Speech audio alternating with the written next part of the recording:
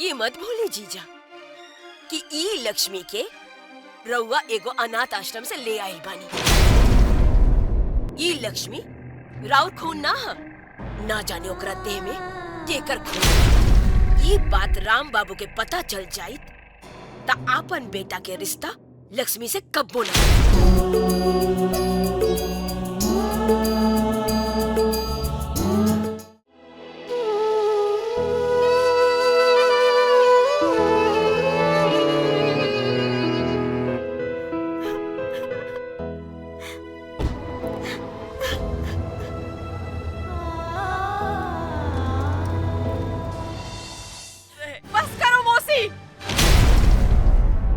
अब तुम्हारी घर में कौनो नाटक ना चली।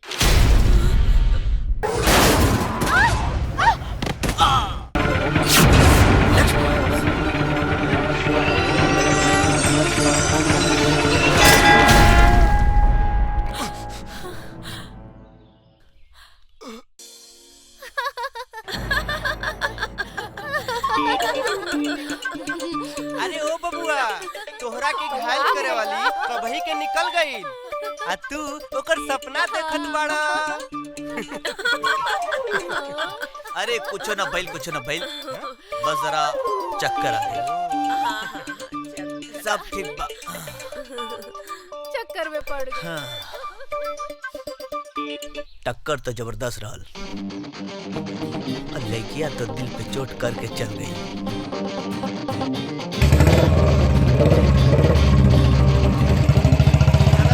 हाँ चला चला अब हम अपन दुकान संभाली। चला। लक्ष्मी, ओ लक्ष्मी, जी मौसी। कहाँ मर गई रहलू? हाँ? अरे केकरा संग मुंह काला करत रहलू? घर में मन नहीं खे लागत तोहार? सवेरे से कोनो काम नहीं खे भाई।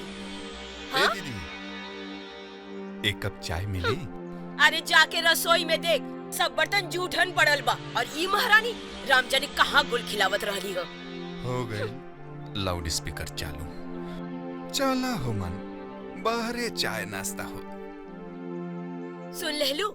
अरे तुहार चलते हमार भाई बिन चाय पानी नाश्ता के बाहर चल गई।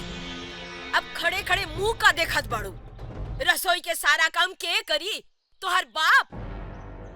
अरे तुहार बाप के तो पता नहीं खे केकर पैदाइश हो। ई घर तोहरा के आसरा ना दी त कहाँ जैतू? ई बर्तन कपड़ा लत्ता साफ के करी? हाँ? भागे के रहित तो भाग जैतू, जैसे तोहार माई बापू तोहरा के छोड़ के भाग गई।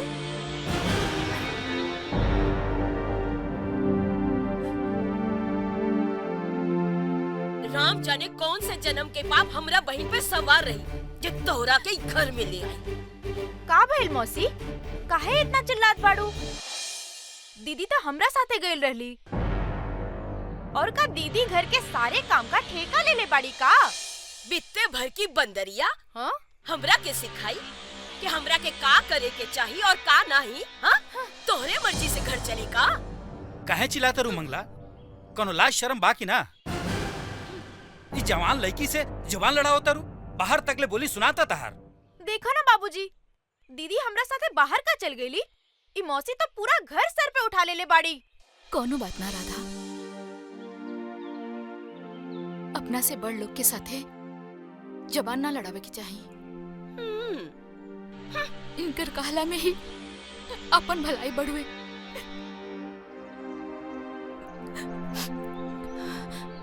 हम जाता नहीं, सारा काम निपटा देता नहीं। बड़ी एहसान होई।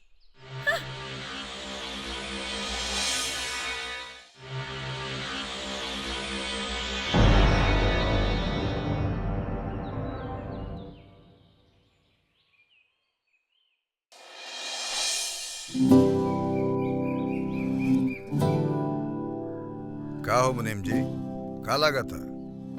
ई बार सूद टाइम पे आ जाए। ई बार तो मौसम भी किसानन के खूब साथ देले बा। मालिक, उम्मीद तो यह बाटे कि ई बारी फसल बहुत बढ़िया हुई। जब किसानन के घर भरी तो हमनियों के घर भरी। होके दीवाना दिल प्यार में तोहरे आगे पीछे डोले डोले डोले डोले होके द प्यार हले हले हले। का बात बा बबुआ, आज बड़ा खुश लागत है। हाँ माई, आज हम बहुत खुश बनी। काहे? काहे काहे के होके द प्यार हले हले हले होके द। वाह, ई देखा लाट साहब के नाचत बाड़न। रउआ चुप रही, जब देखी तब हमार लइका के डांटत रहेली। जा बबुआ कमरा में जा। हाँ, रउआ अपन उमरिया भूल गई नी। रउआ छोट उम्र में का करत रहनी। अरे लइका जवान बा, ऊ न नाची गाई त का रउआ नाचब। अरे तू तो दूसरे गियर पकड़ ले। हमार बात कहे के मतलब ये रहा। हम कहतानी कि घर में जल्दी से पतोहू ले आई। अरे मुनीम जी, आप तो ई काम में माहिर बानी। जल्दी से हमरा राज खातिर कौनो नेक खानदान के लड़की ढूंढ दी। समझ गई नी मालकिन, हम आज ही से निगाह दौड़ावतानी। न न न न न न न न। का हो मुनीम जी, ये का करत आरो? मालिक, वो निगाह दौड़ावतानी।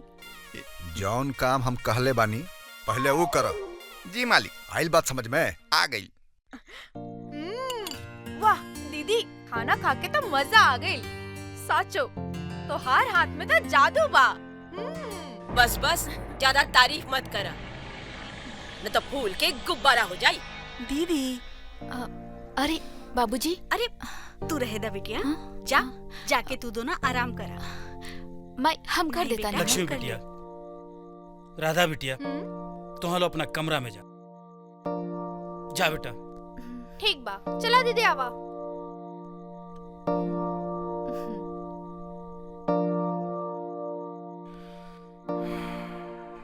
मंगला,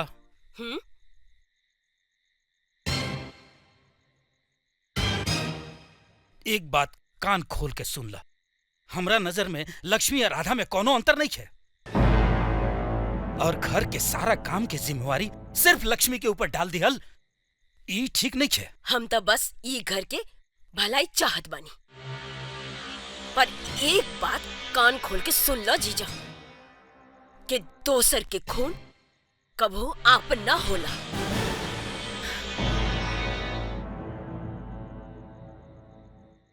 दीदी, हम जानत आनी कि मौसी के बात तोहरा के बहुत बुरा लागल हुई। उनकर बात के बुरा माना था? मौसी की तो ऐसा आदतें बा। लेकिन मौसी के आज के ड्रामा हमको तनको नीक ना लगल हा। राधा, तू हमारे इतना चिंता मत करल करा। हमार भाग में सब अच्छा अच्छा लिखल बा, तबे तो हमरा के इतना अच्छा परिवार मिलल बा। तोहरे जैसन इतना प्यारी छोटी बहन मिलल बिया। और हमरा के का चाहिए?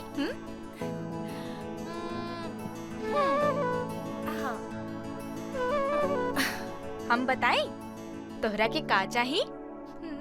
तोहरा के एगो हीरो चाही, जो तोहरा के बहुत प्यार करी। आपन मन के बात हमार मन पे मत चढ़ावा।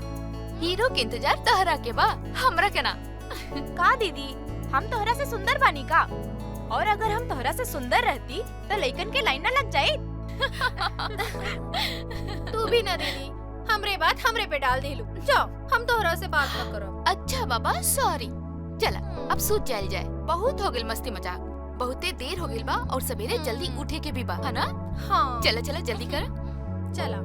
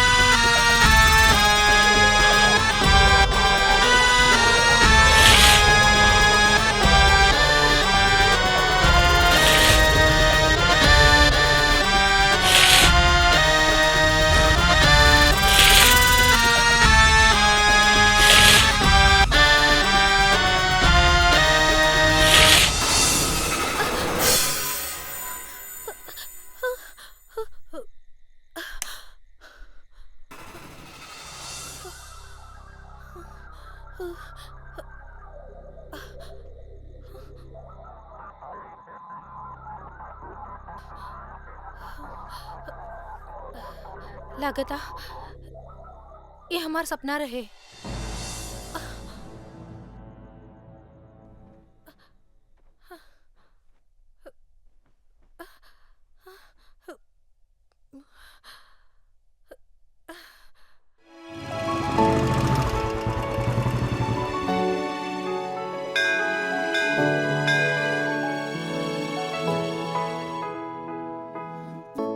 माई अरे वाह बबुआ, ये तो बहुत बढ़िया काम कैला।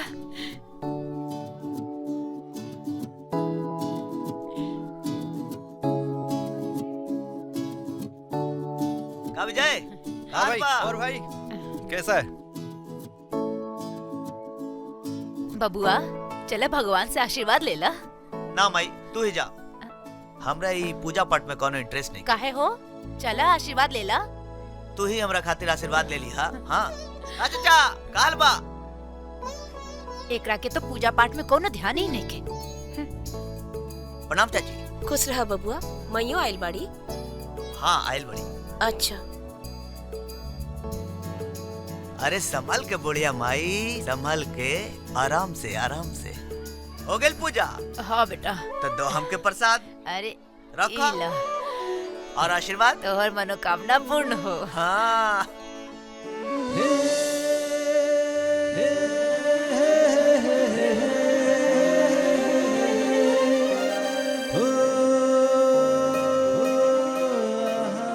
मनोकामना तो पूर्ण हो गई बुढ़िया माई।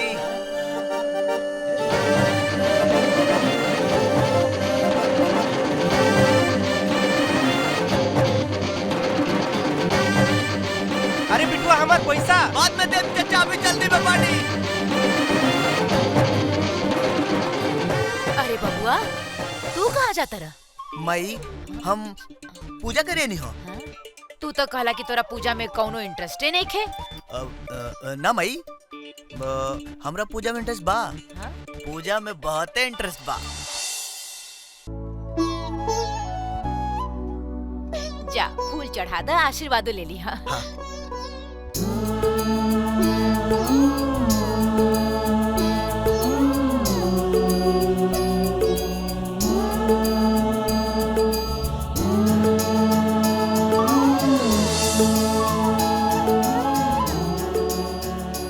ई तो उहे लइका हा जेकरा के हम धक्का मार ले रहे हैं। लागत हमरा से बदला लेबे आइल बा।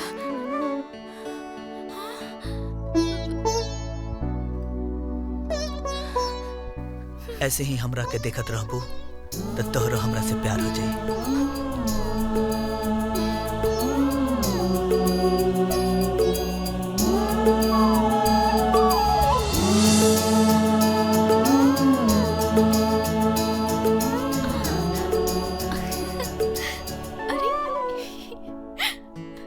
ए बबुआ अभी तो हर पूजा ना भइल। का भइल बबुआ? का देखत बाड़ा?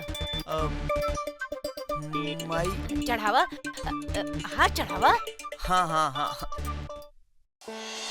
ई तोहरा खातिर। चला माई, लड़किया तो गई। हैं? का? का हम कहत रही पूजा हो गई। चला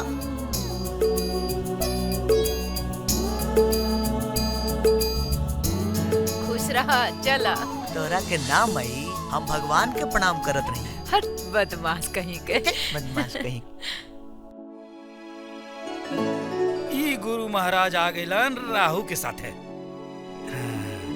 अरे ई तो चंडाल योग बन रहल बा। हे भगवान, ई कैसन कुंडली बन रहल बा हमरा हाथ से। भगवान बचाई बला से। अजी सुना तानी? ला, जब कोनो काम करे बैठा तब इनकर कंठ फूट पड़ेला। अजी सुना तानी कहीं जिंदगी भर दूसरे की कुंडली बनावत रानी, कभी आपन बेटी के कुंडली बनावे की सोचनी? हाँ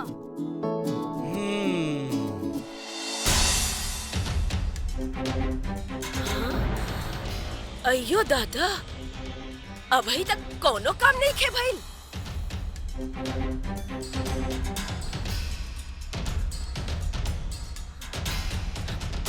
ना तो खाना बनल बा, ना बर्तन धुलल बा, ना कपड़ा लत्ता धुअल बा, और ना ही झाड़ू पोछा कइल बा। हाँ, सभी काम हमरा के करे के पड़ा था। हमरा बस चली तो एकरा के मार मार के खाल खींच ली, पर का करी? ई जीजा जी बेटी बेटी करके सर पे चढ़ा के रख ले बा ओकरा के। अब भाई हम जाता नहीं, दीदी के बुला के ले आवता नहीं, दिखावा तानी ई लड़की कितना दहेज हो गई बिया। हाँ? ये तो बहुत ही अच्छा बात बा। हरी भाई, राम बाबू की लड़का से लक्ष्मी के ब्याह की बात चली है। अगर राम बाबू के घर के लोग लक्ष्मी के पसंद कर ली है, तो लक्ष्मी की जिंदगी बन जाई। बिन माई बाप के लड़की के जिंदगी संवर जाई। का कहलू है? देखा निर्मला, दोबारा लक्ष्मी बेटिया के कबो बिना माई बाप के मत कहिया। और एक बात कान खोल के सुन ला, जिंदगी में ई बात तोरा जुबान पर कबो ना आवे के चाहिए। अरे हम ही या तू नु ओकरा के मिल के पल्ले पोसले बानी जा, अनाथ आश्रम से गोद लेके आइल बानी जा। देखा, हम ही या तू ओकर माई बाप हई जा, समझ लो कि ना? अरे बाप रे, एक अनाथ आश्रम से ले आई लड़की के इतना बड़ा रिश्ता? ना बाबा ना, ये लक्ष्मी के शादी इतना जल्दी हो जाई तो फिर घर के सब काम हमरा माथा पे चढ़ जाए, फिर हम सारा दिन झाड़ुए पोछा बर्तन में लागल रहब का?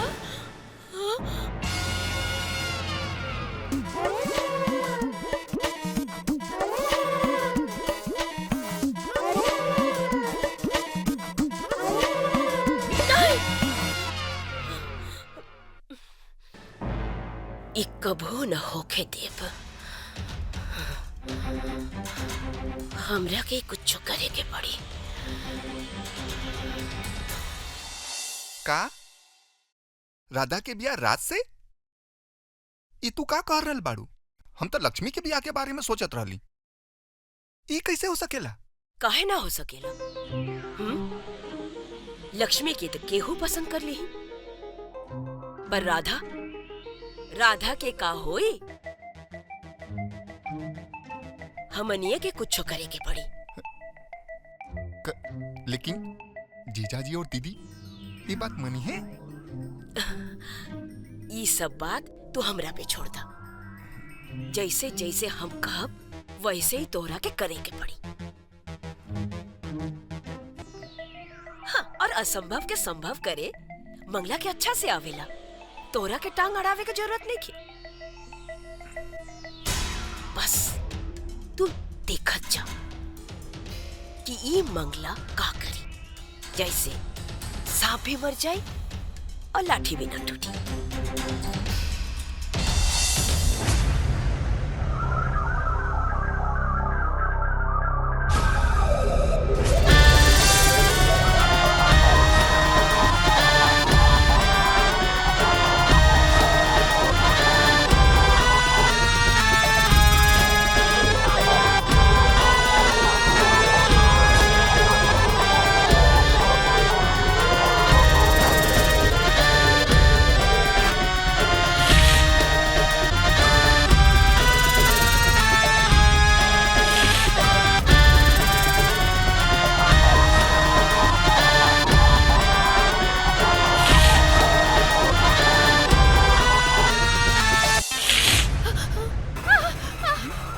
राधा, राधा का भाई तू घबराइल काहे बाड़ू? दीदी सांप? हाँ सांप? कहाँ सांप बा? कुछ नहीं खे दीदी, हमरा के बहुत डर लगत है दीदी। देखा इजा कोनो सांप नहीं खे, कुछ नहीं खे। तू कोनो बुरा सपना देख लो। ना दीदी। राधा हम हैं यही जा। हाँ हम हैं यही जा, कुछ ना होई, कोनो सपना बाई जा। हमरा के लगता कोनो सांप हमरा के डसे के कोशिश करत है दीदी। राधा कुछ नहीं तोहरा, हम है नहीं जा। हाँ तोहरा कुछ ना होई। हाँ चल आवा हमरा पास सो जा। हाँ आवा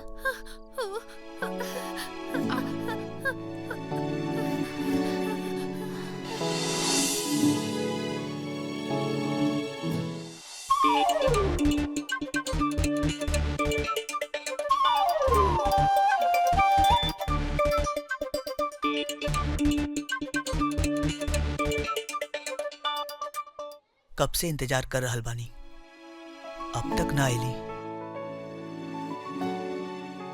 कहीं आके चल तो ना गेली? उनकरा के दिखले बिना मन बहुत बेचैन होता।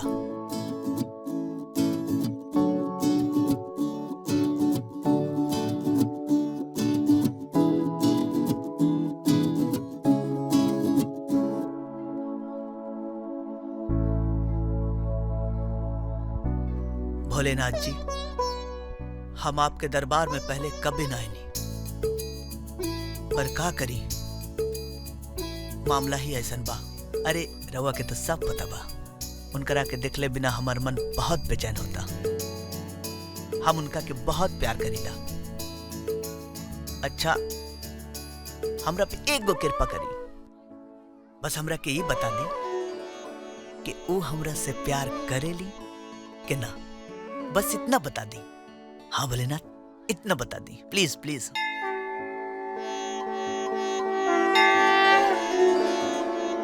जय हो भोलेनाथ जी की जय हो। वाह, क्या आइडिया दिया है, थैंक यू। समझ गए ना का करे के बा? अरे हाँ भैया, हम सब समझ गए नी। गुड, देखा कोनो गलती ना होवे के चाहिए। अरे ना भैया, कोनो गलती ना हुई। Ready ready, good good.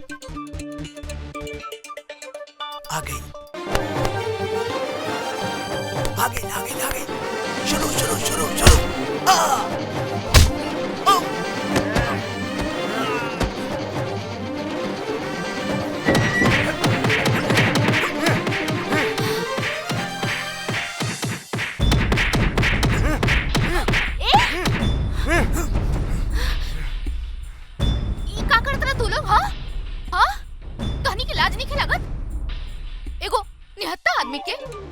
मारेला का? हाँ, चला भागा एजा से, ना तो हम शोर मचा दे। अरे अरे अरे तू ठीक तो बड़ा? यह तो हम कहता नहीं, कैसन जमाना आ गइल बा। तहार नाम का बा? अरे हमार नाम तो लक्ष्मी बा, लेकिन तू अपन हालत तो देखा। चला चला, तो के डॉक्टर के पास जाए की पड़ी। अरे आराम से। अरे का भाई, आराम से। हाँ बैठा। कितना खून निकला था, चला डॉक्टर के पास। तहार हाथ डॉक्टर से कम बा का? तहार हाथ लगते ही हमार सब दर्द गायब हो गई। अच्छा, तहार बाबूजी के का नाम बा? अरे हमार बाबूजी के नाम तो पंडित मोहनलाल बा। बाकी ये सब छोड़ा, डॉक्टर के पास चला। हाँ हाँ, डॉक्टर के पास तो जाई। तो घर के पता बता दो। अरे हम सब बता दे, पहले डॉक्टर के पास तो चला और उनके दिखा।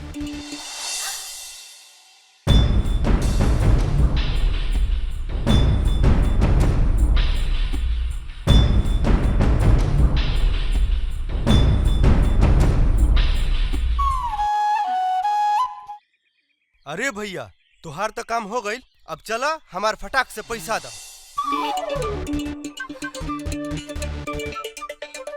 तहार पैसा हम तरह के देते नहीं। रुक रुक रुक, बदमाश कही के। अच्छा, तो ये सब तहार नाटक रहे, हम तरह से बातें ना करब। लक्ष्मी लक्ष्मी, हमर बात तो सुनो। हमके तरह से कोनो बात नहीं करे के। लक्ष्मी, हम तोहरा से बहुत प्यार करीला। तोहरा से बात करे खातिर कोनो बहाना चाहत रहे, सच्ची।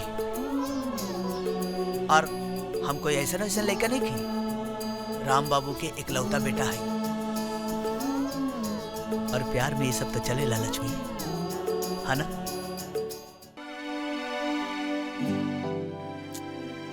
अरे मुनीम जी, ई का दिखावतानी? ऐसन लड़की से हमारा आज के ब्याह होई। अपना पिटारा में से कोनो निक लड़की के फोटो दिखाई। मालकिन, टेंशन काहे लेत बानी? रुकी।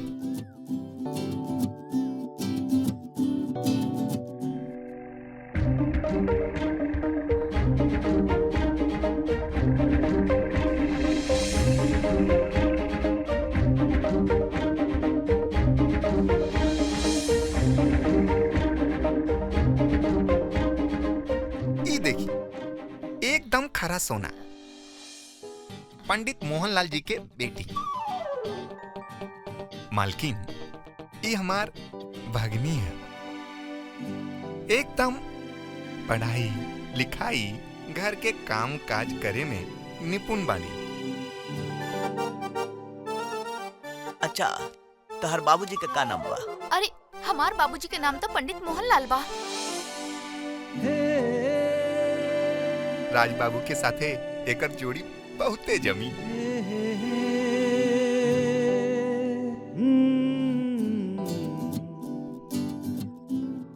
ई बात तो ठीक बा मुनीम जी, लेकिन रउआ हमार बात के बुरा ना मानब। रिश्ता हमेशा बराबरी में होखेला। लेकिन पंडित जी तो विमला, ऐसे ना बोले के। पंडित मोहनलाल जी की हैसियत में कोनो कमी नहीं है।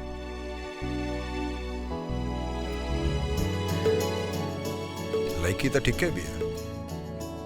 मुनीम जी। जी मालिक। मोहनलाल जी के फोन लगा के कह दा कि हम लड़की देखे खातिर जल्दी है, बता। अबे लगाओ तनी, अबे लगाओ तनी। ए बेटा, तहार गोड़ बांधे के तैयारी चलता। लजा गई। अरे दीदी, ए दीदी, अरे दीदी, मिठाई बांटा, मिठाई। धीरे बोला, धीरे। राम बाबू की यहाँ से राधा बिटिया के रिश्ता पक्का करके आयल बानी। दीदी, हम तो अपन काम कह देले बानी।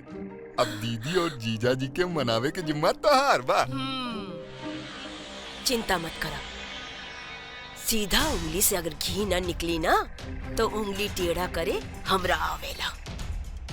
कुछ हो जाए, राज के बिया त राधा से ही होई।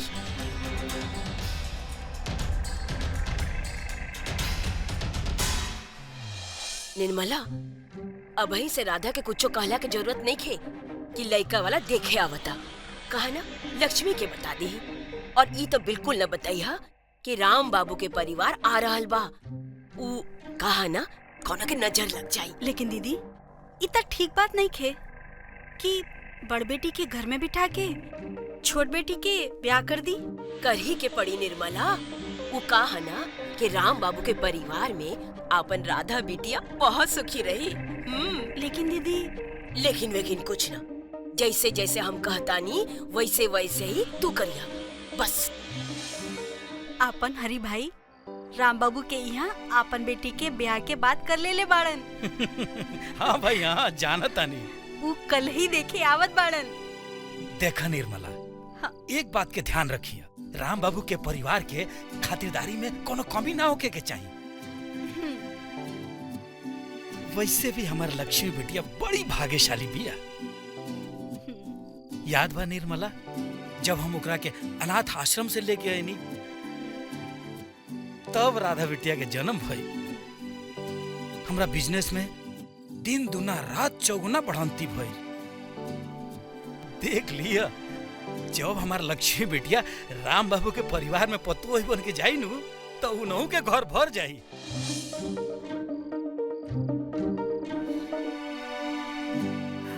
अच्छा बा, लक्ष्मी बिटिया के बढ़िया घर परिवार मिल जाई।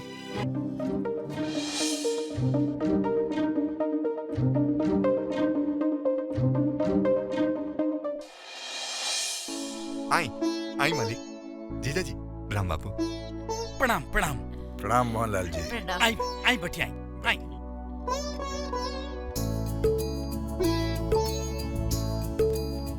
बैठा। आवे में कोनो दिक्कत ना न भइल ह? अरे ना, जहाँ पे हरिराम बा वहाँ पे तो दिक्कत के सवाल नहीं खे। हरिराम जी। राहुल अरोरा परिवार के हरिराम हरदम बड़ाई करत रहेलन। अरे ई तो उनकर अपनापन बा। अजी सुना तानी।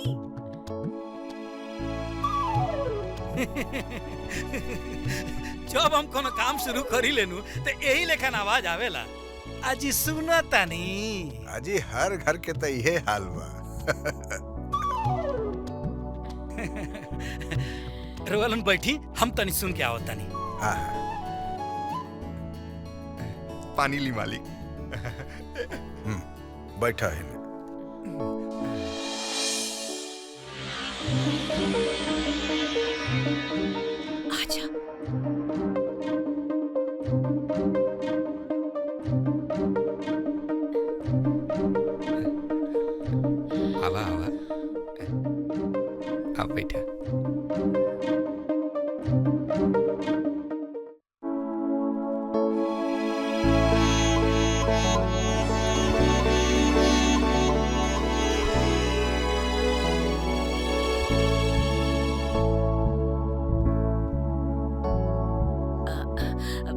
बिटिया पैर छुआ।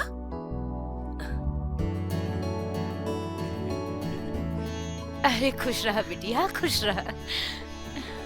बस बस बेटा, खुश रहा। अरे एजे बेटा, एजे बैठा। ये तो साक्षात लक्ष्मी के रूप बिया। ना ना ना ना, ना। एकर नाम लक्ष्मी ना, ये तो राधा बिया। बहुत ही गुणकारी बिटिया। राज और राधा की जोड़ी खूब जमी। काहे? ई बात तो बा, हरी राम जी के मिलाए जोड़ी केहू न काट सकेला। हाँ, का बात बा कहा? वो हम का कहा तनी कि हरि भाई के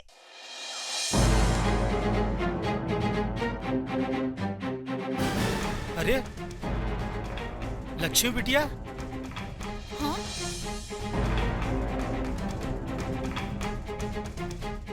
लक्ष्मी बेटा, जी बाबूजी। तू यहाँ का करता रू? तैयार काहे न को भइल अभी? का बात बा बाबूजी? का हो? तू लक्ष्मी बिटिया के बतौलू हो ना का कि एकरा के देखे खातिर राम बाबू के परिवार आइल बा? जा बेटा, जल्दी से जाके तैयार हो जा। सुनी जी, उकताई मत। लक्ष्मी तैयार होई ना, पहले मेहमान के चाय पानी तो करे दी। जा बेटा जा, तैयार हो जा। जा बिटिया।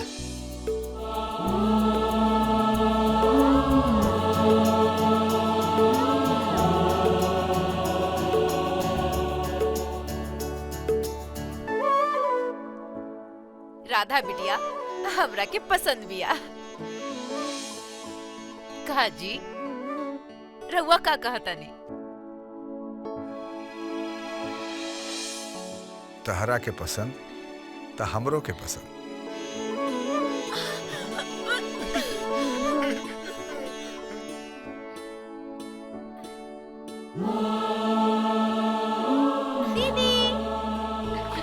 दीदी आज हम बहुत खुश बानी।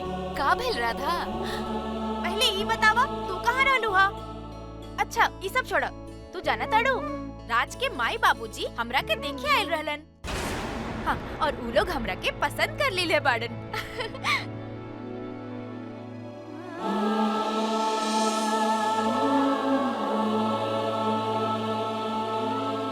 का?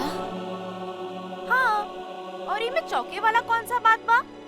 हम सुंदर नहीं की का जे हम केहू के पसंद ना आई?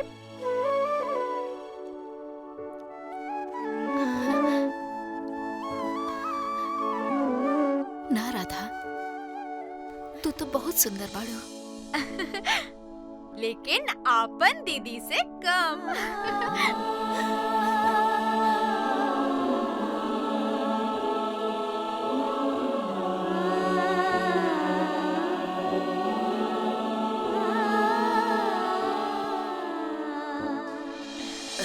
ये तो बहुते बढ़िया बात बा। राउर बिटिया हमने के पसंद बिया। जल्दी से बियाह के मुहूर्त निकलवाई। अरे लेकिन लक्ष्मी बिटिया तो अरे अभी। राउर बिटिया तो लक्ष्मी के रूप बिया। हाँ, हाँ, हाँ, हाँ। हमने के रिश्ता मंजूर बा। लेकिन अच्छा, हम चलत हनी। एगो पंचायत में बहुत जरूरी काम बा। चली मालिक, हम बाहर तक छोड़ देता नहीं। हाँ, हाँ, राम राम। ध्यान से जइहा। हाँ, अच्छा। अरे मुबारक हो जीजा, मुबारक हो। ई लोग राधा बिटिया के पसंद कर ले बाड़न। ये बात पे मिठाई खा ला। का कलू हुआ? ई लोग राधा बिटिया के पसंद कर लेल बाड़न। एकर मतलब तू लोग राधा बिटिया के देखौलू हा? तोहार हिम्मत कैसे भइली काम करे के? घर में बड़ बेटी बैठा रही, छोट बेटी के बियाह होई, ई हम कपो ना होके देत। ये मत भूली जीजा कि ई लक्ष्मी के रउआ एगो अनाथ आश्रम से ले आइल बानी। ई लक्ष्मी राउर खून ना ह। ना जाने ओकरा देह में केकर खून बा। ये बात राम बाबू के पता चल जाई ता आपन बेटा के रिश्ता लक्ष्मी से कब्बो न करी। यही से दीदी राधा के दिखाई के ये रिश्ता बचा ले ली। हरी भाई ठीक है तो कहा था नी जी। कुछ ठीक नहीं कहा। हमरा ये रिश्ता मंजूर नहीं है। हम आपे राम बाबू के फोन करके बताए तनी कि अगर राज के ब्याह हुई सिर्फ लक्ष्मी के साथे हुई वरना ना हुई। रुकी बाबूजी। लक्ष्मी बाबूजी, रउआ हमार किस्मत के लकीर बदले के बहुत कोशिश कईनी, लेकिन शायद नियति के यह मंजूर बा। का फर्क पड़ता बाबूजी, बिया हमार होखे चाहे राधा के, दोनों बेटी तोहरे है जाना। हाँ लेकिन बेटा ये लोग शांत हो जाई बाबूजी, शांत हो जाई। जे कुछ भी सामने बा ओकरा के सच मान के स्वीकार कर ली। राधा ही शादी से बहुत खुश बिया और ओकर खुशी के खातिर हम कुछ भी कर सके नहीं बाबूजी। मान जाए बाबूजी, मान जाए।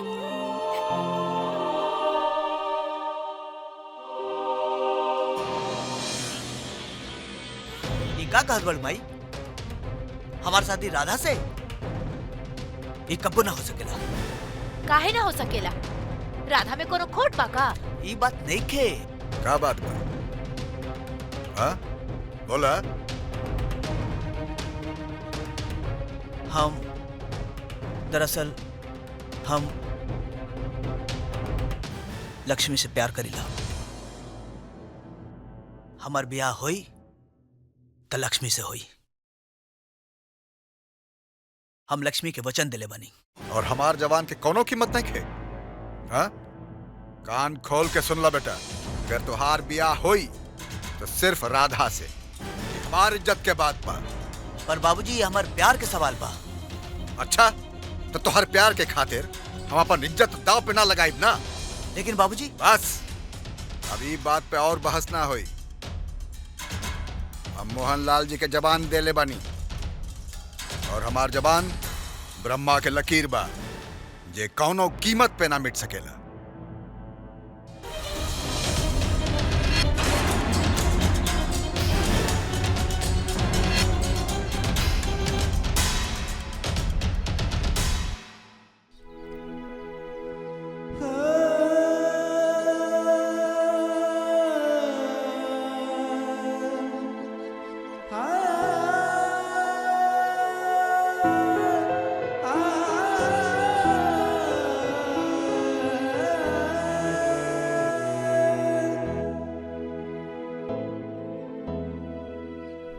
ये सबका हो गए लक्ष्मी। हम तोहरा से बहुत प्यार करीला। तोहरा बिना ना जी सकेला लक्ष्मी, ना जी सकेला।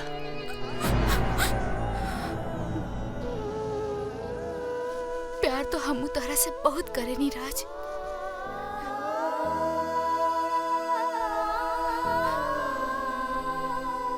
हमरा के एकदम मालूम ना रहे कि शादी के बाद चल रहा बा।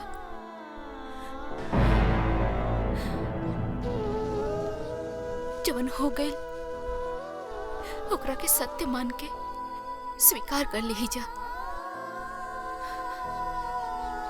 नियति के वे शायद यह मंजूर रहे।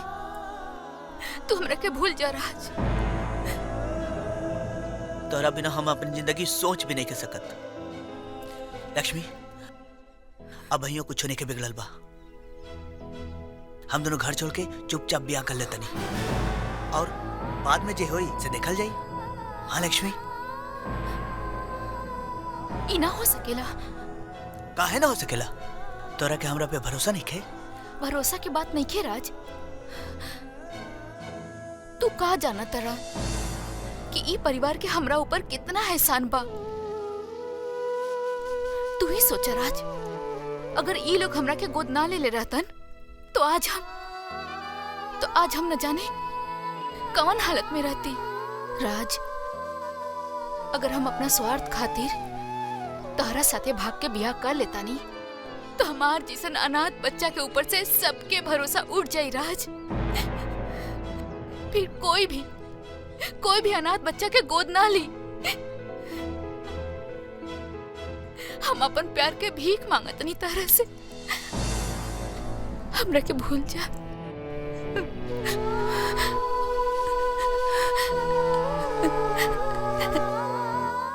राधा के अपना ला।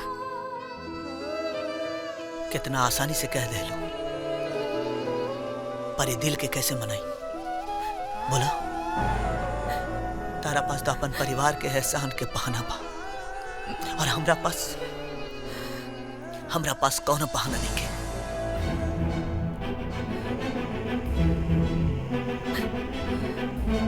हम तोरा के भूल तो ना पाई लक्ष्मी, कब होना, पर जा, हम तोरा के शर्मिंदा ना होके दे।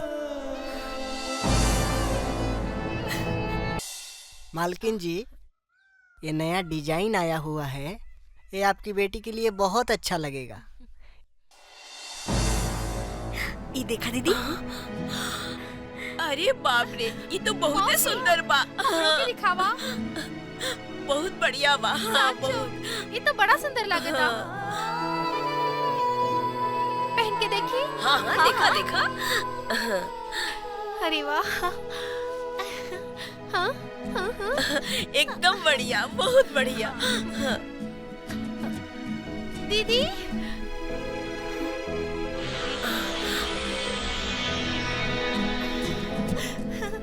दीदी, तो हेजा का करत आड़ू? अरे राधा, अरे चला ना दीदी। दीदी, ये देखा, ये जेवर हमरा पे कैसन लागता?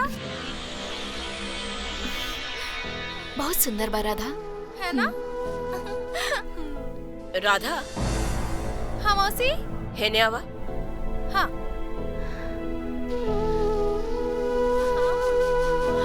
ये भी बहुत बढ़िया बा।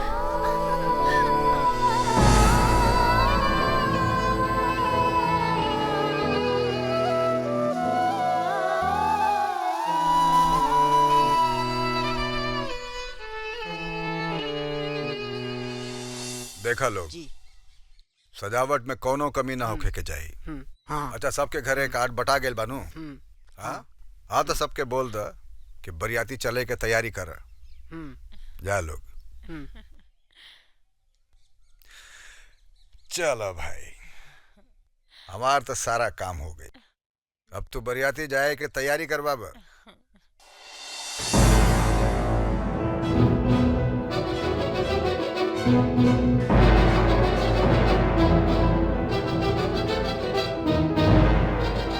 माई, माई, हे माई, ये शादी रोक दो माई, नहीं तो अनर्थ हो जाए। ये शादी रोक दो। देखा बबुआ, अब कुछ ना हो सकेला। तहार बाबूजी के फैसला अटल बा, एकरा कौनो ना बदल सकेला। पर माई,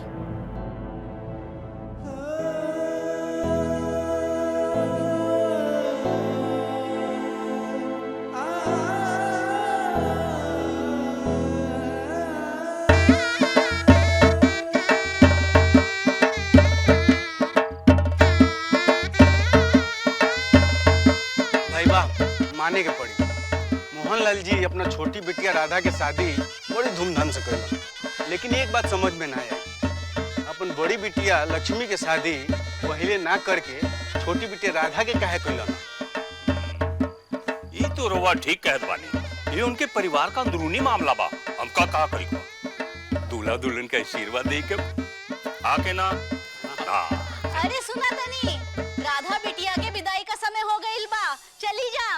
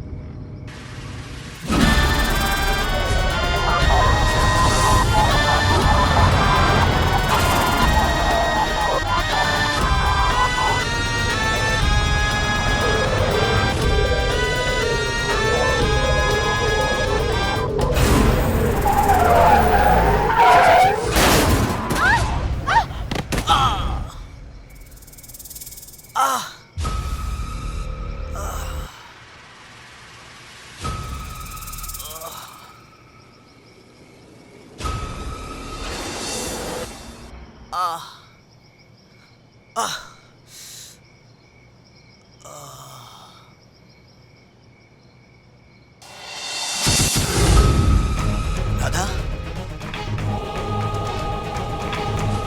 राधा,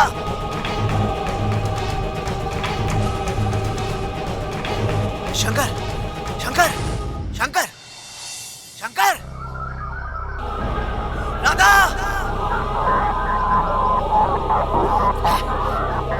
राधा,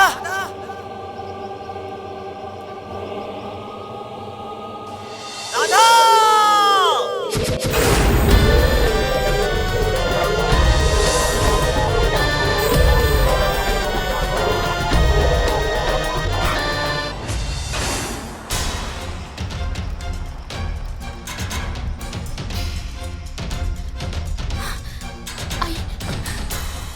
जल्दी करें, जल्दी जल्दी। का भाई? समझी जी, का भाई? ये सब कैसे हो गई?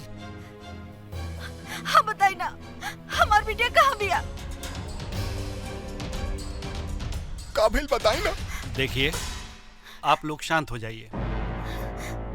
हाँ तो मिस्टर राज, आप हमें ये बताइए कि रास्ते में क्या हुआ था? हाँ हाँ, बताओ ना बेटा, का भल रहे रास्ता में? विदाई के बाद हम और राधा गाड़ी में ड्राइवर के साथ रवाना हो गए नीजा।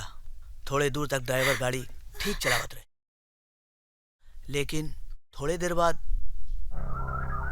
गाड़ी अचानक जंगल की तरफ मुड़ गई।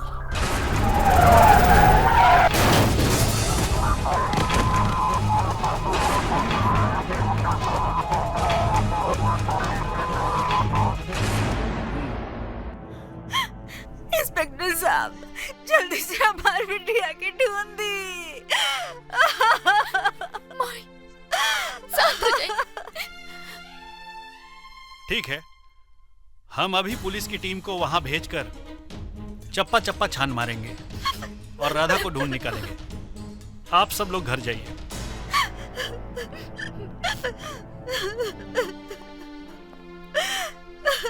माही, धीरज रखा निर्मला, सब ठीक हो जाए, ठीक हो जाए सब। ना जाने हमारी बिटिया कौन हाल में हुई।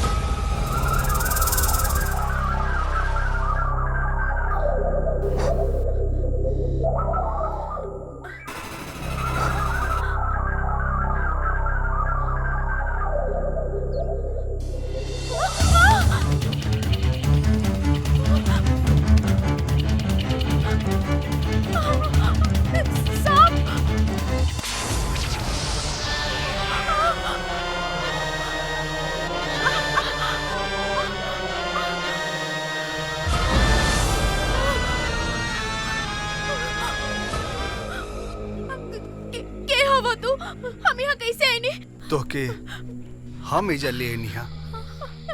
लेकिन तू हवा के हमरा के यहाँ काहे लेके आइल बड़ा? तोरा के कुछ याद नहीं खे? मतलब हम तोहर नागेश। कौन नागेश? और का याद नहीं खे? हमरा मतलब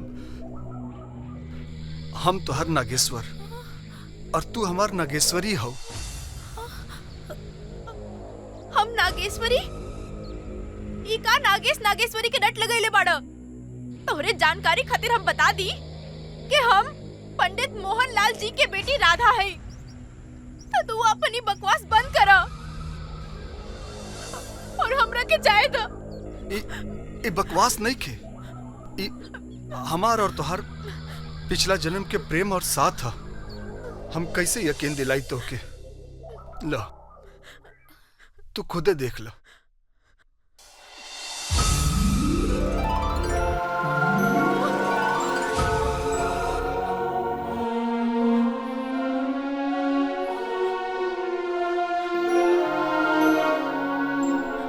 जब तक कि हमार प्रभाव तोहार देह पे पड़त रही, तोहरा के तोहार पिछला जन्म याद आवत रही।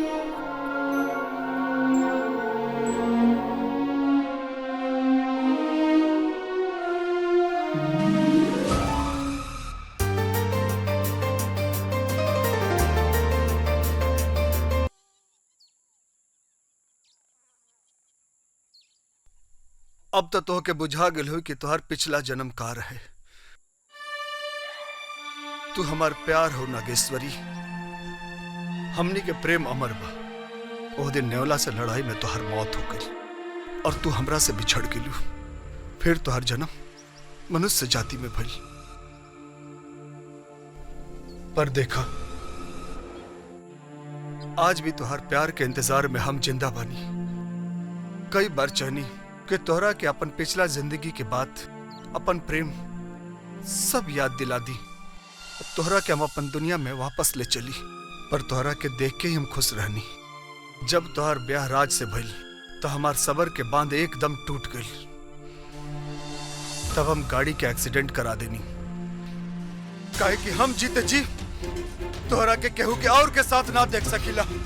हमरा के ई तोहार और आपन पिछला जन्म से कोनो लेना देना नहीं खे। ई जन्म में हमार प्यार राज से भइल बा और ऊ है हमार पति हवन। उनकरा सिवा हम केहू के नहीं की जानत। राज, राज, राज, हमार राज कहाँ बाड़न? उनकरा के कुछ भइल तो नहीं के ना? तू का कइला हमरा राज के साथे? राज के कुछ होने के भइल, सही सलामत अपन घरे पहुंच गेल बाड़न।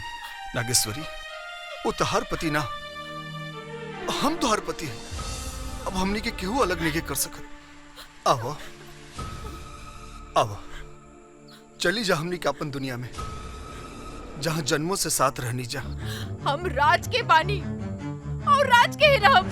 हम तोहरा के कोनो कीमत पे अपन पति ना मानब।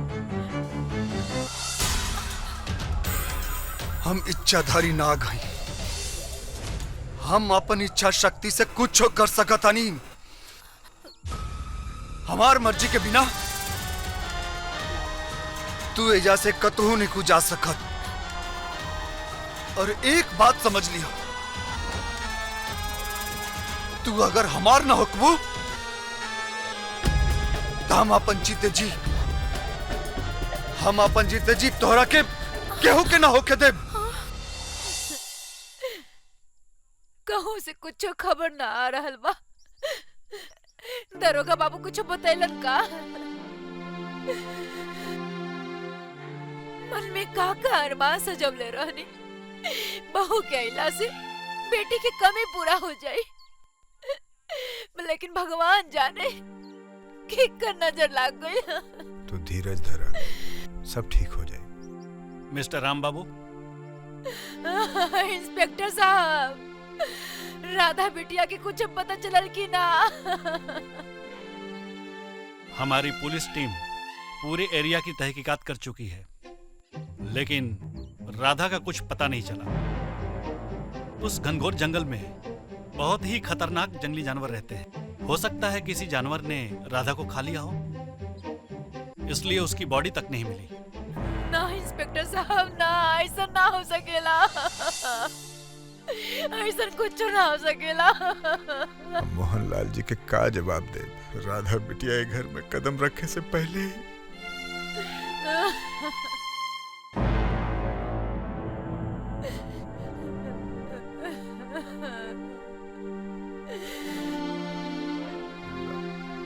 अब हमें मान लेना होगा कि राधा इस दुनिया में नहीं है, इसलिए हमने राधा की केस की फाइल बंद कर दी है। मैं चलता हूँ।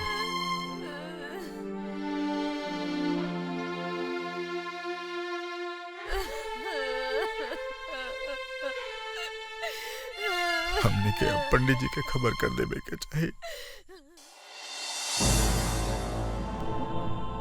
का भाई?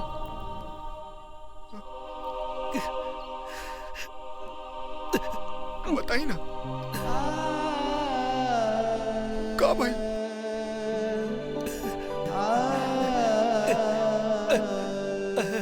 अनर्थ हो गई।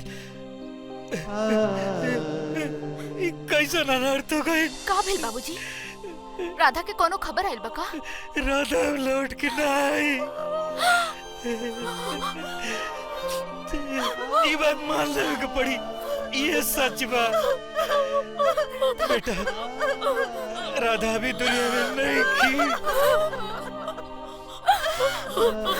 हे भगवान, ऐसे तो अच्छा हो कि राज के बिया हमरा साथे हो जाए,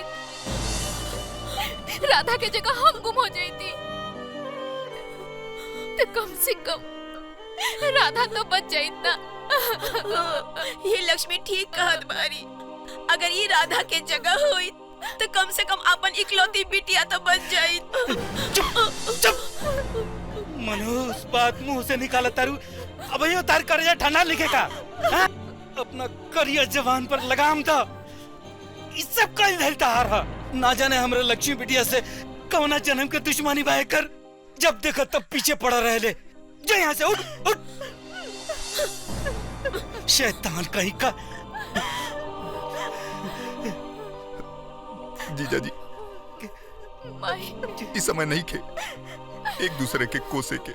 अब सोची कि आगे क्या करे के बा। का सोचेंगे बा? अब तो हमार बिटिया हमरा के छोड़ के चल गई। हम तो राधा के मुक्ति के बारे में सोच रहल बानी। हमनी के ओकर क्रियाक्रम कह देवे के चाहिए, ताकि ओकर आत्मा के शांति मिले।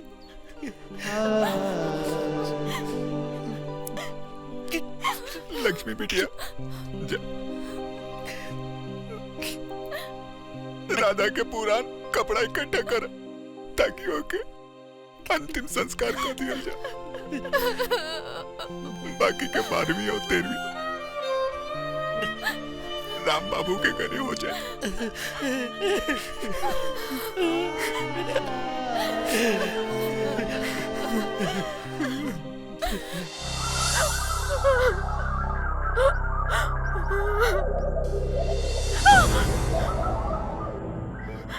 हमार ब्याह हो गइल बा, तू हमरा के छुए के कोशिश मत करो।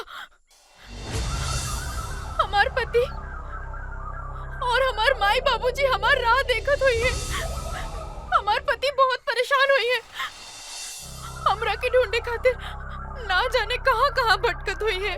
हम तन और मन दोनों से राज के अपन पति मान लेले बानी। तू ओकरा खातिर हमरा के ठुकराओ तरू? हमरा के उजे तारा के मरल समझ के अंतिम संस्कार कर रहल बा? तू झूठ बोल रहल बाड़ा। ठीक बा, तू अपन आँख से देख ला।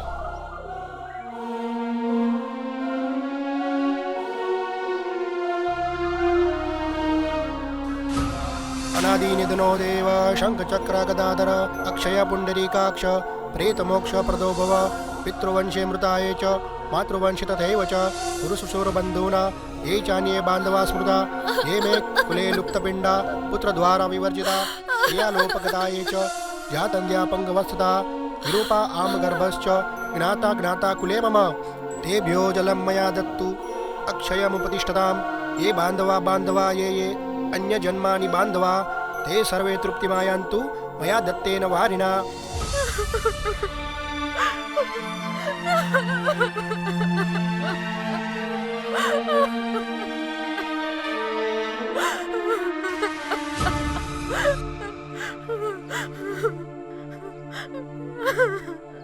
अब तो यकीन आ गेल नु कि हम झूठ नहीं बोलत। हमरा के अपन घर जाए दो, सब ठीक हो जाए। नागेश्वरी,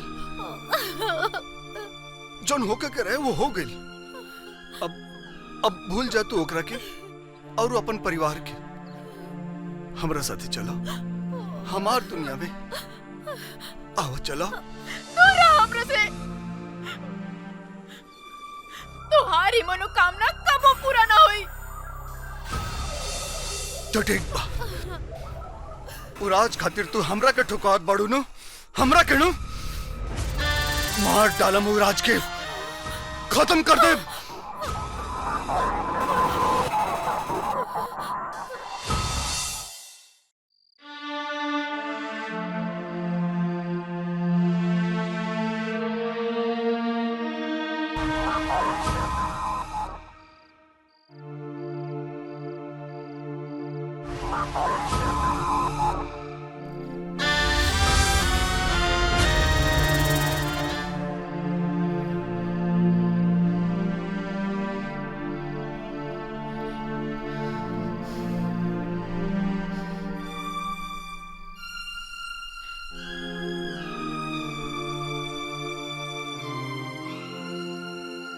ए बेटा, खाना खाला, बहुत देर से कुछ न खैला हा। हमरा भूख नहीं खे। ऐसे ना बोले के चाहिए। अब खाना से भला कौन सा बैर? कहता नहीं ना हमरा भूख नहीं खे। माई हमरा के अकेले छोड़ दे। कब तक ऐसे चलत रही बेटा? जे होए के रहे से तो हो गई। का हो गई? ओहे नु जे तू लोग चाहत रहलू, सब तो तोहन लोग के कारण भइल बा। अरे तोहन लोग के ई होने के पता कि तोहन लोग एक साथ तीन जिंदगी बर्बाद कर देले बड़ा। हम तो लक्ष्मी से प्यार करत रही, राधा से ना। और ऐसा नियति के भी मंजूर ना रहे कि हम राधा से ब्याह करी। यही से तो राधा हमेशा के लिए हमरा से दूर हो गई। ए बेटा, हमने सब तो तुहार भला ही चाहत रहनी ना, लेकिन का माई? यही ना कि शादी के पवित्र बंधन में बंधला के बाद भी कच्चे डोर की तरह टूट गई नहीं। तुहार लोग के एक गलत फैसले से हमारी जिंदगी नर्क बन गई।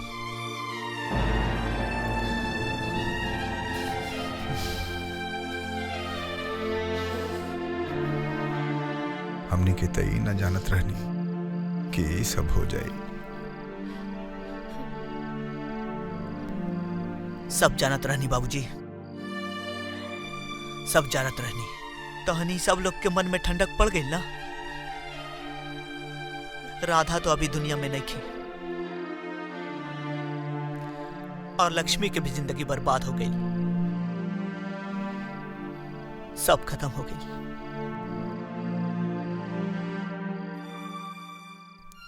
सब खत्म हो गई माई।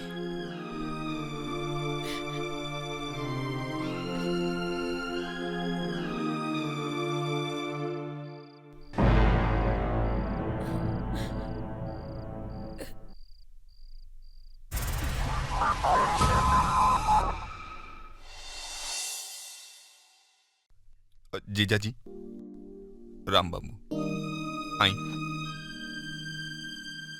प्रणाम। प्रणाम। बैठी ना। बैठी।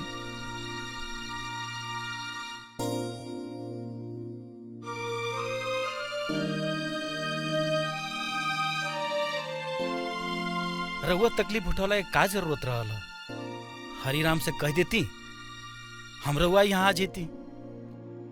बात ही रहे कि कहीं ना का बात रहे? बहुत सोचे विचारे के बाद हम ये फैसला लेनी है और ये फैसला में राउर सहमति चाहता। हम अपन बेटा राज खातिर लक्ष्मी बिटिया के हाथ मांगे आयल बा।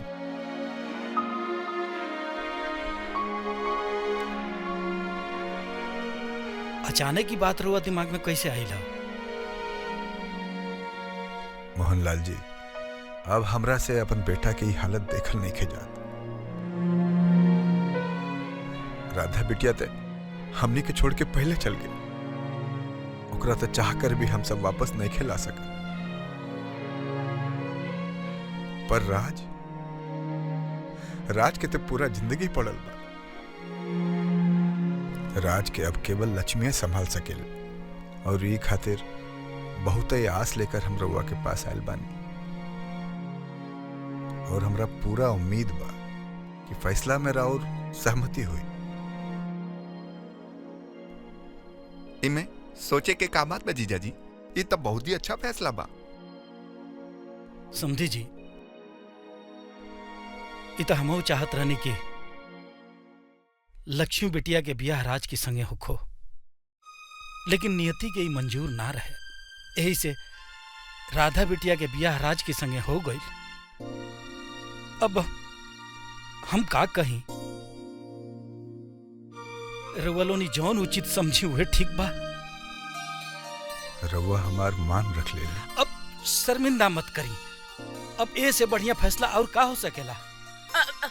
जीजा हम कहतानी के चुप, एकदम चुप। ई बेरा तोरा बीच में आवे के कोनो जरूरत नहीं है। जा अपना कमरा में जा, यही में तार भलाई बा। जा।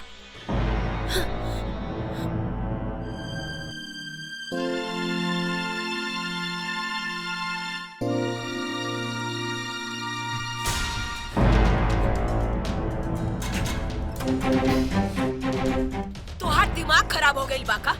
ई का कर रहल बाड़ा तू? चुप, बिल्कुल चुप। ई जो आज सब हो रहल बा, ये सब बहुत पहले होके के चाहिए, पर ये सब तोरा कारण भइले।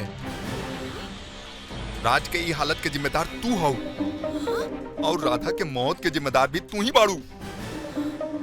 तू अपन स्वार्थ के खातिर लक्ष्मी की जगह राधा के राज से बियाह करवा देलू। तोहरा अपना स्वार्थ के अलावा कुछ नहीं के बुझात। अरे न जाने लक्ष्मी से तहार कौन डाह बा जन तू ओकरे पीछे पड़ल बाड़ू। अरे कम से कम भगवान से तो डरो। ठीक बा ठीक बा, अब तू शांत हो जा। फिर चाहे तो राज और लक्ष्मी के ब्याह करा दिया।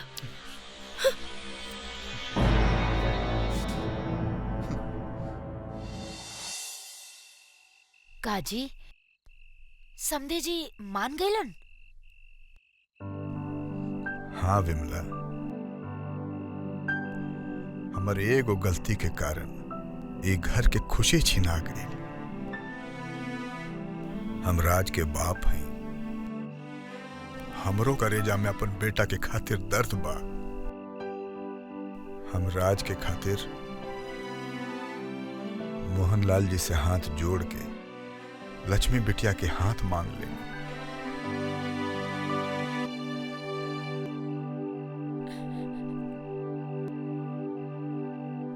ताकि हम अपन गलती के सुधार सकी और राज की खुशी लौटा सकी।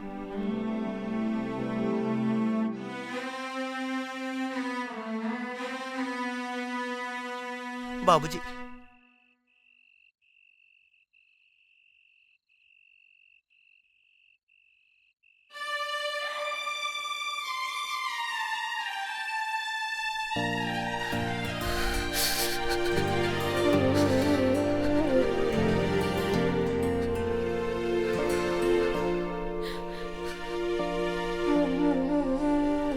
बाबूजी हमरा के माफ कर दे बाबूजी। हम तोरा के ना जाने का उल्टा सुल्टा बोल देनी। अब हमरा के माफ कर दी। ना बेटा, रोवे के नहीं खे, धीरज धरा, सब ठीक होई। अब जल्दी से लक्ष्मी बिटिया के बहू बना के हम घर ले आई।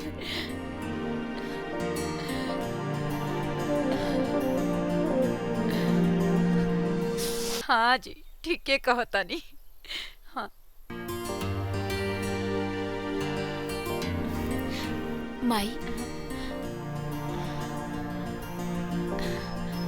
हाँ, खुश रहा बिटिया। खुश रहा, खुश रहा। माई, बाबूजी, हम और लक्ष्मी मंदिर से भगवान के आशीर्वाद लेके आ रहे बानी। वाह, ये तो बहुत बढ़िया बात बा। जा ठीक से जइहा।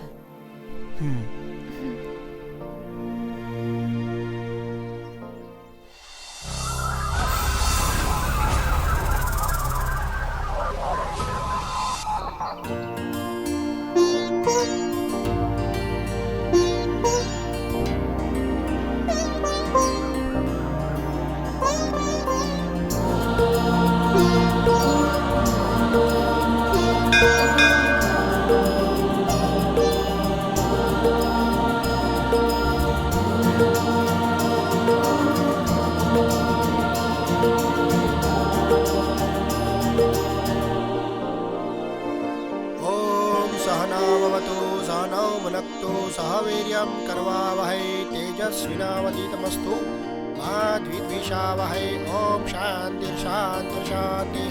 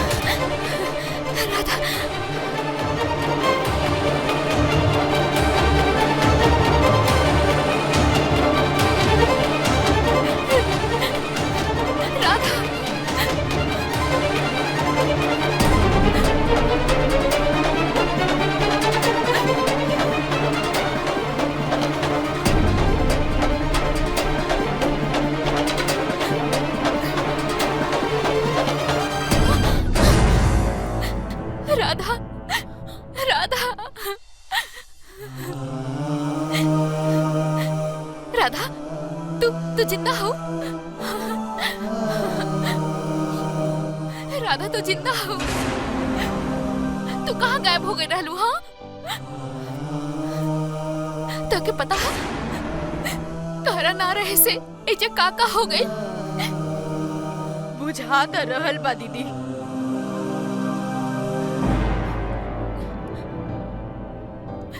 कि बहुत कुछ हो गइल बा।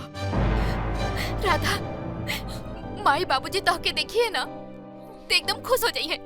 चला घर चला। छोड़ा हमरा के, हम सोच भी ना सकत रही कि तू हमरा साथे इतना बड़ा खेल खेलबू। ये मगरमच्छ के आंसू बहावल बंद कर। हमरा गायब होते ही तू हमार सुहाग से ब्याह कर ले लू। बोला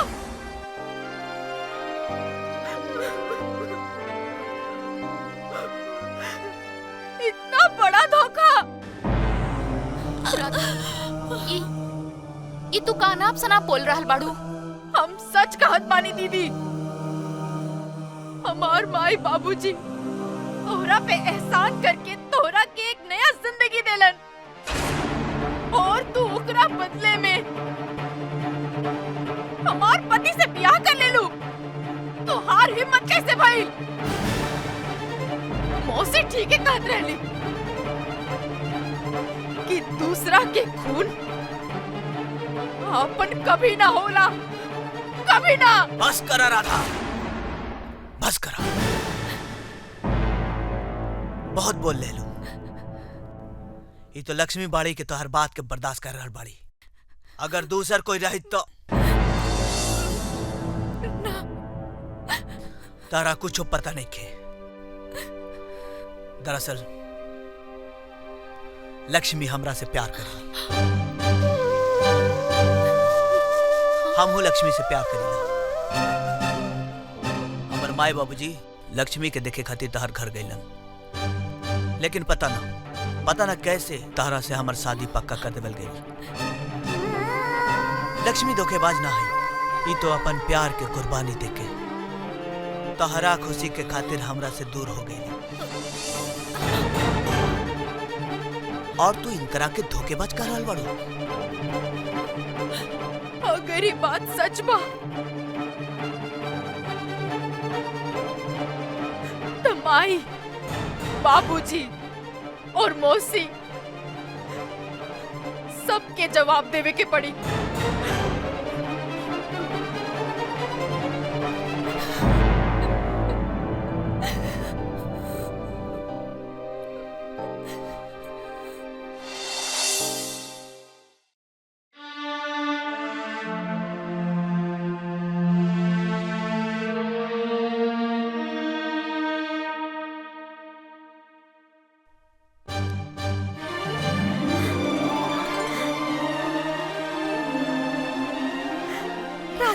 राधा बिटिया, राधा, राधा बिटिया।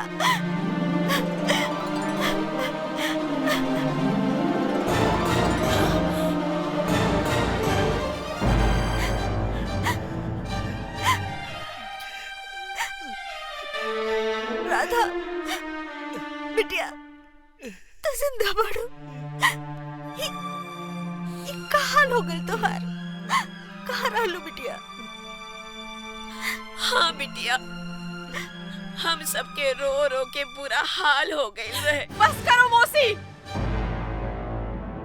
अब तुम्हारी घर में कौनो नाटक ना चली। राधा बिटिया, कहाँ भाई? बाबूजी, तू तो कहत रहला कि हम दोनों बहन में कौनो अंतर नहीं खे, तो तू लक्ष्मी दीदी के साथ इतना बड़ा अन्याय कैसे होके देना बाबूजी? कैसे होके देना? और मामा, तू तो लइका लइकी के ब्याह के सुंदर जोड़ी बनावेला ना, लेकिन लक्ष्मी दीदी के साथ धोखा कैला में तू हो कोनो कमी ना कैला।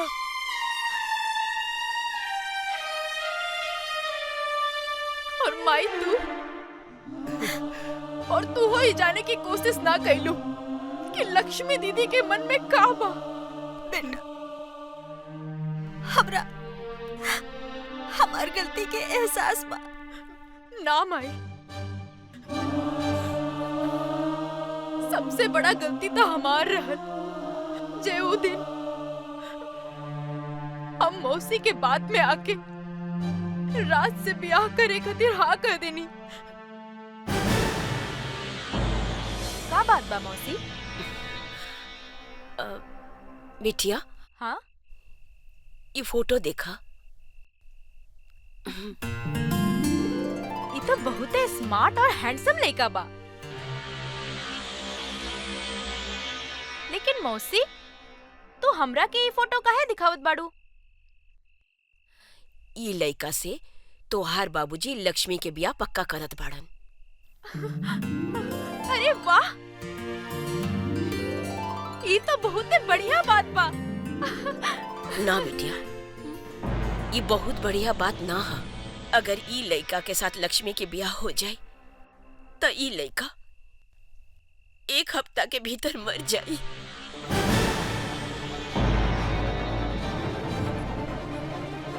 और लक्ष्मी विधवा हो जाए। ये का कहत बाड़ू मासी? हाँ बेटी, ये लड़का के साथ लक्ष्मी के ब्याह ना होके के चाहिए। ये लड़का के साथ तू ब्याह कर ला। ना मौसी, हम ही ना कर सकिनी। तू का चाहत बाड़ू कि लक्ष्मी एगो विधवा की जिंदगी जिए? अरे हमरा तरफ देख,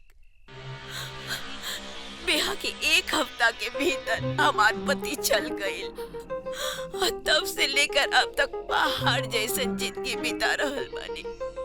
एगो विधवा के जिंदगी का होला हमसे बेहतर के जानी। हम नहीं के चाहत कि लक्ष्मी हमरे जैसी जिंदगी बितावे, एगो विधवा की जिंदगी।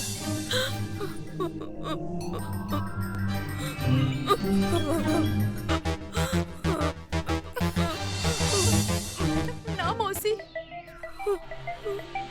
हमें ना होके दे। हम दीदी के विधवा के रूप में ना देख सकेनी। तू जैसन कहबो हम वैसे ही करब।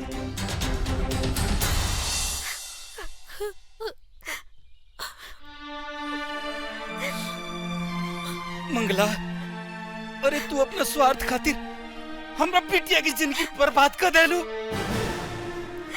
मन तो करता कि तर झूठा पकड़ के किसी रात धक्का मार के घर से बाहर निकाल दी।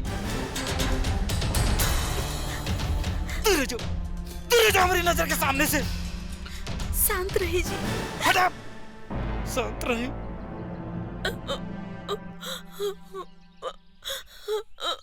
हमरा के माफ कर दी जीजा जी। वो तो राधा बिटिया के भलाई के खातिर हम ये सब कैले रहनी, पर सब गड़बड़ हो गई। मालिक मालिक, मंदिर में राज के सांप डस ले बा। ये जरूर नागराज के काम हुई। नागराज? हाँ बाबूजी, हम ये सब तोहरा के बाद में बताई। अभी हमरा के जाके पड़ी।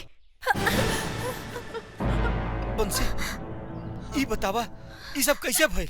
राज, राज आँख खोला, राज, राज आँख खोला। राज, देखा हमरा के, हम लक्ष्मी, राज।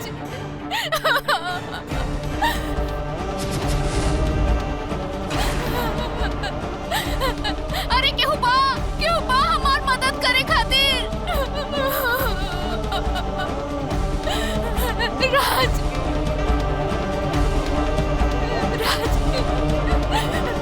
राज, राज,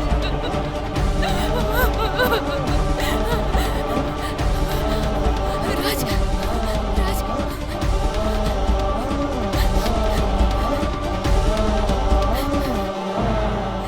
हे भोलेनाथ, हमार पति के बचा ली भोलेनाथ।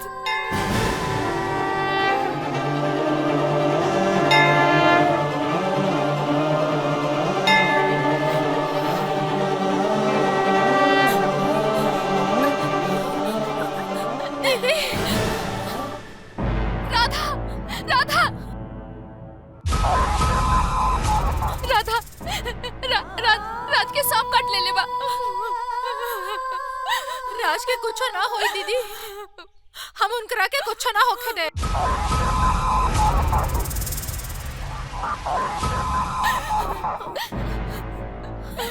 राज, राज, कुछ बोला, राज।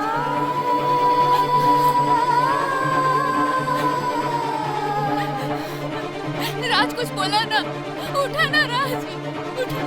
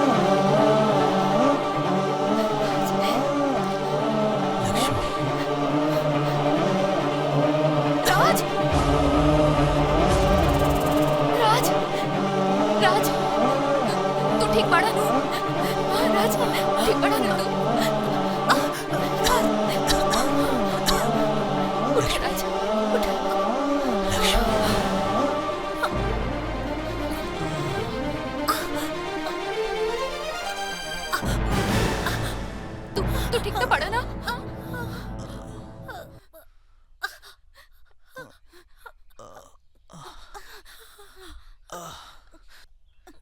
आराम से। राज, तू ठीक पड़ा ना? हम ठीक बानी, हम ठीक बानी।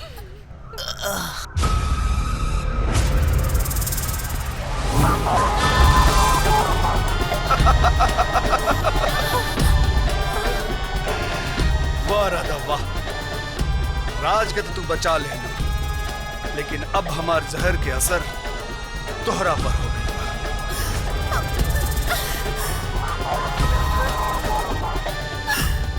अब तो के हमार दुनिया में हमरा साथे चले से केहू नहीं के रोक सकत। हम मर जाए, लेकिन तोरा साथे कबो रह जाए। जिद मत कर नागेश्वरी, राज तोहार पति नहीं खन। राज के ब्याह लक्ष्मी से हो गई बा। अब राज के जिंदगी में तोहरा खातिर कौनो जगह नहीं खे। अब हमरा साथे चला, आओ नागेश्वरी। अगर राधा के छुए के कोशिश कैला तो भोलेनाथ की कसम एहिजे तो हर चिता जला दे।